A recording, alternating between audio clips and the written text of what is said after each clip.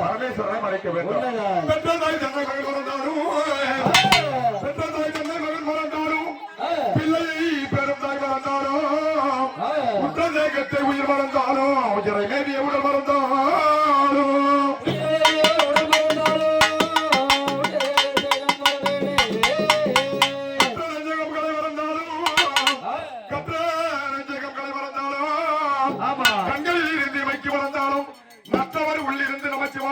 அழகான விருது என்னும் காட்சியில் போராடி அமர்ந்திருக்கும் என் பணமர